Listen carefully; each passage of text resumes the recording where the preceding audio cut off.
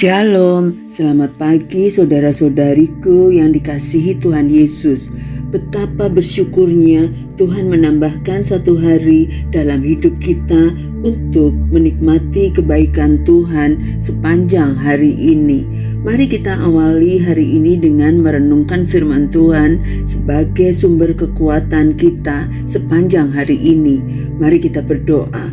Selamat pagi Bapa yang baik. Kami bersyukur untuk penyertaan Tuhan sepanjang malam dan pagi hari ini kami bangun dengan tubuh yang sehat. Kami siap menjalani sepanjang hari ini bersama-sama dengan Engkau. Beri kami hikmat-Mu untuk memahami kebenaran firman-Mu, karena firman-Mu lah pedoman dalam hidup kami. Dalam nama Yesus kami berdoa. Amin. Tema kita hari ini, menang dalam masalah kebutuhan, diambil dari Matius 4 ayat 1-4. Maka Yesus dibawa oleh Roh ke padang gurun untuk dicobai iblis. Dan setelah berpuasa 40 hari dan 40 malam, akhirnya laparlah Yesus. Lalu datanglah si pencoba itu dan berkata kepadanya, "Jika engkau anak Allah, perintahkanlah supaya batu-batu ini menjadi roti."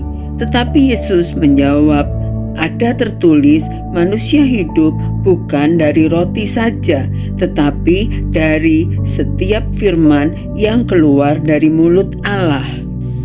Masalah kebutuhan adalah pergumulan yang sangat nyata dalam hidup manusia. Kebutuhan ekonomi, kesehatan, pekerjaan, dan masa depan.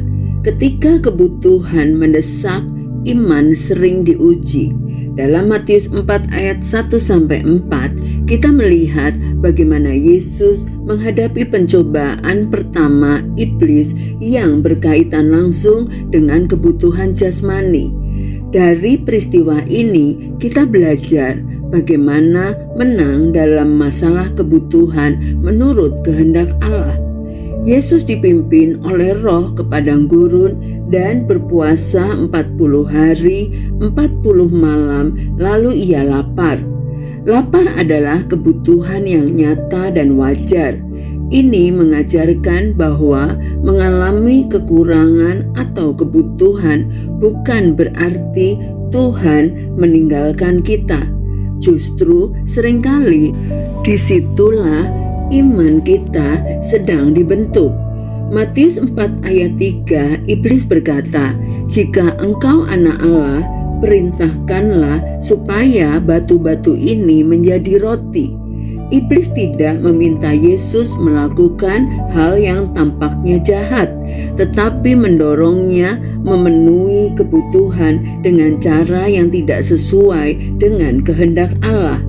Inilah strategi pencobaan. Kebutuhan dipakai untuk menjauhkan kita dari ketaatan. Tetapi Yesus menegaskan bahwa hidup manusia tidak hanya ditentukan oleh apa yang kelihatan dan jasmani. Firman Tuhan adalah sumber hidup sejati.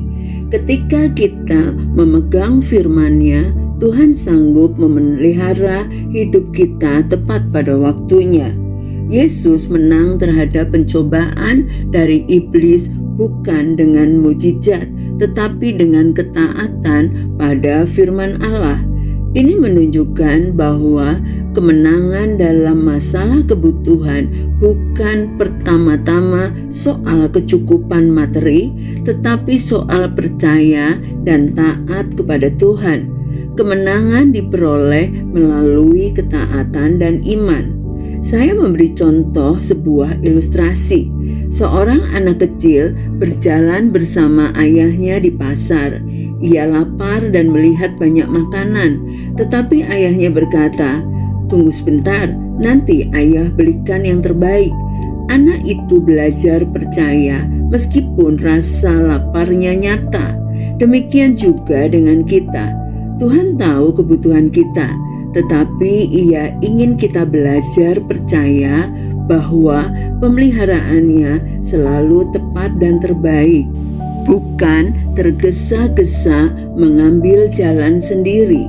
Saat menghadapi kebutuhan, datanglah kepada Tuhan terlebih dahulu dalam doa.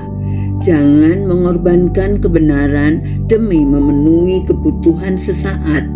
Pegang dan ucapkan firman Tuhan sebagai dasar iman dalam masa sulit. Mari kita berdoa.